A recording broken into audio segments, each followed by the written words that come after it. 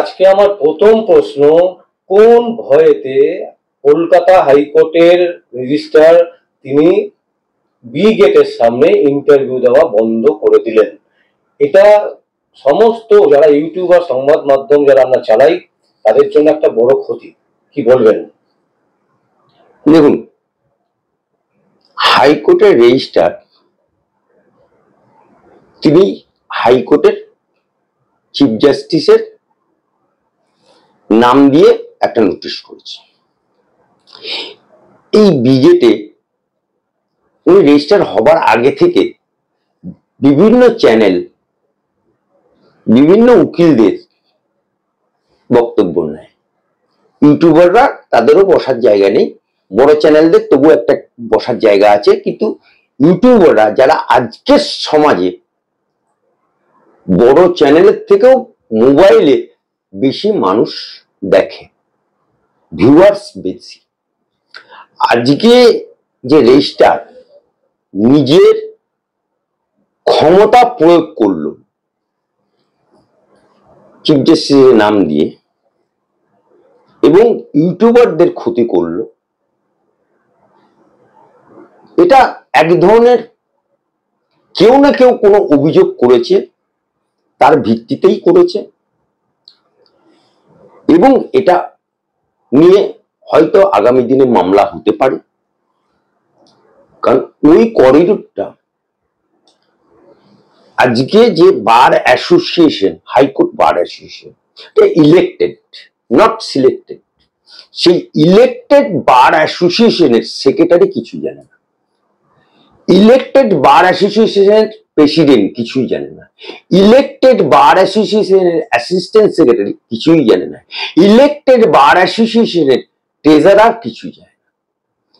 Harris ওখানে বক্তব্য রাখা নিয়ে রুজিনার উপর যে হামলা হয়েছিল এবং আমার প্রতি যে আক্রমণটা হয়েছিল, আমাকে না পেরে রুজিনাকে গায়ে হাত দিয়েছিল, সেটা নিয়ে মামলা হল এবং সেই মামলাতে আজকে 25 নম্বর কোর্টে জাস্টিসের ঘরে যেমন জাস্টিস স্টেটকে জিজ্ঞেস করেছিল যে ওই করিডোরটা কি হবে এবং স্টেট পরিষ্কার জানিয়েছিল অ্যাজ ইট ইজ, যেমন চলছে চলবে।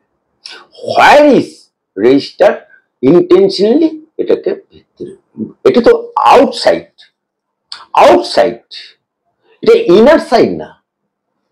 ইনার সাইডে চিফ জাস্টিসের অর্ডার ছিল যে কোন রাজনৈতিক সংগঠন, সে হাইকোর্ট হোক, লিগ্যাল সেল হোক বা কারোর কোনো মিটিং কোনো করা যাবে না। যেমন বৃহস্পতিবার হলে তৃণমূল করতো বা তৃণমূল প্রভাবিত হাইকোর্ট সেল করতো বা আরো অনেকেই করতো, বিজেপি লিগ্যাল সেল হাইকোর্ট করতো, সেগুলো বন্ধ করে দিয়েছে।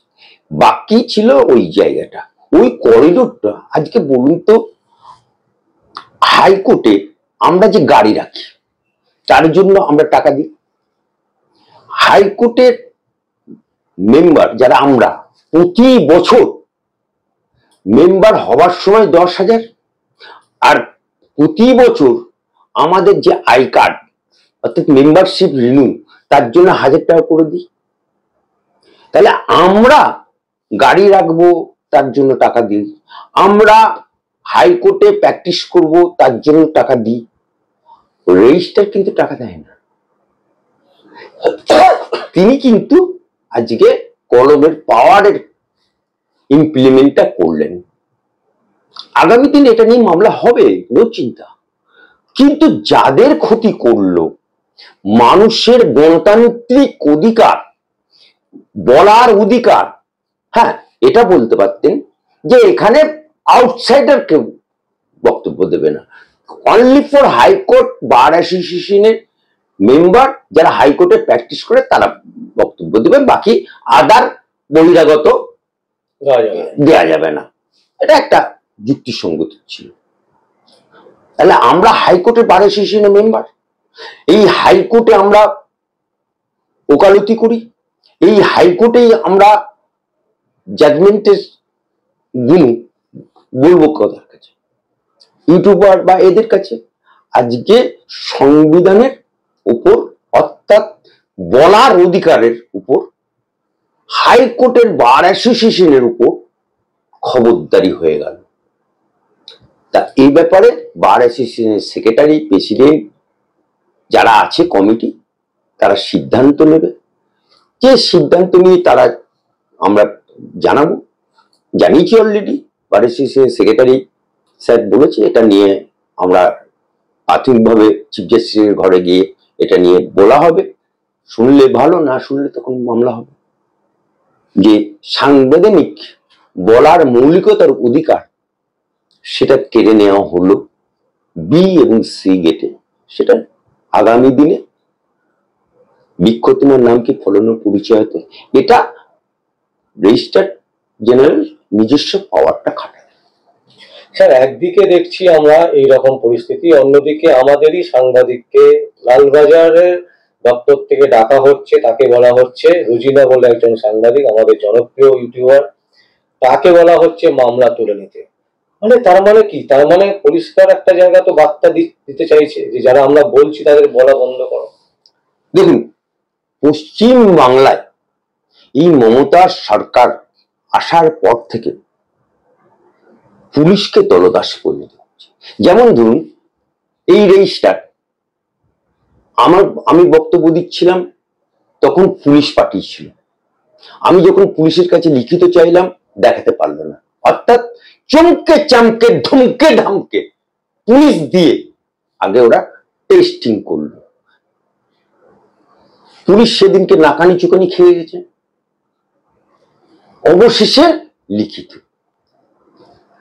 ঠিক সেই রকম ভাবে আজকে রুজিনা রহমান একজন সাংবাদিকতায় post graduate, master degree holder এবং গ্রাম বাংলা থেকে উঠে আসা একটা মুসলিম ঘরের মেয়ে। সে বক্তব্য বিভিন্ন রাজনৈতিক নেতা হোক, উকিল হোক, সবার কাছে নেয়। সেই মেয়েটিকে একটি 6 পাস, 6 অনলি 6 চ্যালেঞ্জ করছে আপনাদের অন ক্যামেরা। ইয়াসিন আলী, গলসি থানায় বাড়ি, বড় বড় জলসায় বক্তব্য দেয়। সেনার তো ভাঁড়ে ভবানী, তিনি মৌলানা না, তো এমএম ডিগ্রি নেই। এমএম ডিগ্রি করতে গেলে যেমন আলিয়া মাদ্রাসা থেকে বা কোনো শিক্ষিত বিশ্ববিদ্যালয় থেকে তাকে এমএম পাস করতে হয়। অর্থাৎ যেমন গ্রাজুয়েট হতে গেলে বিএ, বিএসসি, বিকম গ্রাজুয়েট হতে হয়, সেরকম মাদ্রাসা লাইনে এমএম হতে হয়, তবে সে গ্রাজুয়েট। মৌলানা, মুফতি, মাস্টার ডিগ্রি, মুফতি হতে হয়। সেই এমএম ডিগ্রি তো অনেক দূরে থাক, মৌলানা মাধ্যমিক হলো না, 6 পাস। সেই লোকটি হঠাৎ করে রাতারাতি মৌলানা, ভাইরাল বক্তব্য। এর বক্তব্য দেখবেন প্রতিটা জায়গায়। ইসলামিক জলসা হচ্ছে, তুমি ইসলামিক অর্থাৎ নবী, হাদিস, কোরআন ইত্যাদি নিয়ে বক্তব্য দেবেন। অর্থাৎ তাকে এমএম পড়াশোনা করলে তবে তো তার পেটে থাকবে মশলা, তার তো পেটে নেই 6 পাস। আমি বলছি না, ওয়ান দ্য রেকর্ডও বলে দিয়েছে লালবাজারে আমি 6 পাস। আমি অনেকদিন আগে থেকে বলছি এবং মৌলানা অ্যাসোসিয়েশন থেকে জানিয়েছি উনি মৌলানা না। আর লালবাজারে উনি এসে লালবাজারে স্বীকার করেছেন আমি 6 পাস।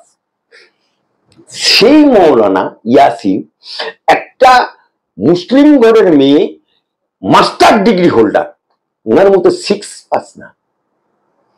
স্কুলের প্রাইমারি পড়ে 5, তারপরে 6, অর্থাৎ মাধ্যমিকও পাস না। মৌলানা তো অনেক দূরে থাক। সেই লোকটি জলসাতে তিনি ওই আমাদের রুজিনা যে লড়াই করে সংগ্রাম করে গ্রাম থেকে এসে পোস্টার করে একটা ইউটিউবার খারাপ করেছে, কর্ণধার হয়েছে, বঙ্গটিভি অনেক পরিশ্রম করে, এবং তার একটি ছোট্ট কচি মাসুম বাচ্চা আছে 5 বছর বয়স, তার হাজব্যান্ড আছে কামাল, তার শ্বশুর আছে, শাশুড়ি আছে, সবাইকে মেনটেন করে সে আজকে এই জায়গায় পৌঁছেছে। তাকে বলে দিল চুল খুলে, মুখে লিপস্টিক মেখে, ওকে আমি দেহ ব্যবসায়ী মনে করি। কতটা নিচ হলে, কতটা গর্দভ হলে, কতটা কাপুরুষ হলে এ কথা বলা যায়? ইসলামে বলছে কোন পুরুষ নারীর দিকে চোখ উঁচু করে তাকাবে না, চোখ নিচু করে তাকাবে। আর এমন ইয়াসিন, সে এত চোখ খুলে থাকে যে ইসলাম ঘরের নারী রুজিনা রহমান চুল খুলে আছে কিনা সেটাও দেখে, মুখের ঠোঁটে লিপস্টিক দিয়েছে কিনা সেটাও ও দেখে। তাহলে কি ধরনের ওর মৌলানা ডিগ্রি, কি ধরনের মৌলানা? যারা ওকে জলসায় নিয়ে যায় তাদেরকে বলছি যে ভাই, কাদেরকে তুমি জলসায় নিয়ে যাও? উনার আবার ফি কত জানেন? উনি বলেন 1 ঘন্টা থেকে 1.5 ঘন্টা বক্তব্য দেবো, ফি 50,000 টাকা উইথ, উনি যেখান থেকে যাবেন সেখান থেকে গাড়ি ফেয়ার, অর্থাৎ আপ অ্যান্ড ডাউন এসি গাড়ি, তার পূর্ণাঙ্গ ফেয়ার লাগবে। এবং তিনি যে রাত্রি 12টা 1টার সময় বক্তব্য উঠবেন, যে ঘরেতে ওনাকে রাখা হবে সেই ঘরটা যেন এসি হওয়া যায়। আবার উনি খাদ্য তালিকা করে দেবেন, সেই যারা জলসায় নিমন্ত্রণ করতে আসবেন ওনাকে, তাদেরকে খাদ্য তালিকা দেওয়া হয়। এবং অ্যাডভান্স হিসাবে 50%, 50,000 টাকা ফি, 25,000 টাকা অ্যাডভান্স দিয়ে যেতে হবে, তবে উনি যাবেন। একটা 6 পাস সেই লোকটি রুজিনা, সেটা রুজিনা যখন তাকে দেহ ব্যবসায়ী বলে ফেললো, তখন রুজিনা হেয়ার স্ট্রিট থানায় মামলা করেছে। হেয়ার স্ট্রিট থানা 0 এফআইআর করে রেখে দিয়েছিল, কোনো অ্যাকশন হচ্ছে না। অবশেষে আমাদের কাছে আসে, আমরা আমাদের ফার্মের মাধ্যম দিয়ে আমরা হাইকোর্টে কেস করি, রুজিনা রহমান কেস করে, আমরা অ্যাডভোকেট হিসেবে থাকি। বিচারপতি তীর্থঙ্কর বাবু যখন স্টেটের কাছে চাইলো যে রিপোর্ট দাও, রিপোর্টে দিচ্ছে কি যে 0 এফআইআর করেছি এবং আমরা এটা গলসি থানায় পাঠিয়ে দিয়েছি, তখন বিচারপতি তীর্থঙ্কর বাবু রেগে গিয়ে বললেন, কেউ যদি লন্ডন থেকে গালাগাল দেয় তাহলে কি এফআইআরটা লন্ডনে করতে যাবে? তোমরা গলসি থানা পাঠিয়ে দিয়েছ। উনি তখন ওই কেসটা লালবাজার সাইবার ক্রাইমে পাঠিয়ে দিলেন, ট্রান্সফার করলেন, অর্ডার হাইকোর্টের নির্দেশে লালবাজারে গেল cyber crime. As per record অনুযায়ী আমাদেরকে চিঠি দিয়ে জানাতে হয়, ওই জাজমেন্টটাকে সহ জানানো হল। সপ্তাহখানেক পরে রুজিনাকে লালবাজার থেকে ডেকে পাঠান। লালবাজারের যিনি ইনচার্জ তিনি ডেকে পাঠালেন, তিনি ছিলেন বর্তমান যিনি আয়ো কি রহমান, সাজিদুর রহমান, উনি ছিলেন। রুজিনার সমস্ত কথাবার্তা রেকর্ড হলো এবং রুজিনাকে যে বক্তব্য দিয়েছিল দেহ ব্যবসায়ী, সেটা পেনড্রাইভে করে ওনাদের হাতে তুলে দিলেন। এবং লালবাজারের যিনি ইনচার্জ তিনি বললেন, আপনার কেসের আয়ও ইনি, আপনি বিচার পাবেন, ওকে আমরা অ্যারেস্ট করব এবং ডেকে পাঠাবো বলেছি। এবার লালবাজারে ওনাকে ডেকেছেন, আয়ও ডেকে পাঠিয়েছেন। ডেকে পাঠানোর পরে যেটা আমরা জানতে পারলাম রুজিনার মাধ্যম দিয়ে, যে উনি বলেছেন আমি তো 6 পাস, আমি তো মৌলানা না, আমি এইরকম বলে ফেলেছি, আমি আফজল চাঁদকে বলতে গিয়ে এটা ওনাকে বলে ফেলেছি, এরকম আমি মুসলমানের ব্যাপার, আপনিও মুসলমান, কেসটা তুলে নিন, আমার মান সম্মান নেই, সব চলে যাচ্ছে, আর বাজারে আমি এই করে খাই, এটা মিটিয়ে দেওয়ার ব্যবস্থা বলে বোধহয় উনি চলে গেছে। তারপরে উনাকে রুজিনা রহমানকে ওই আয়ো সাজিদুর রহমান ডেকে পাঠায়। সেখানে ফোর্স করা হচ্ছে যে কি হবে কেসে,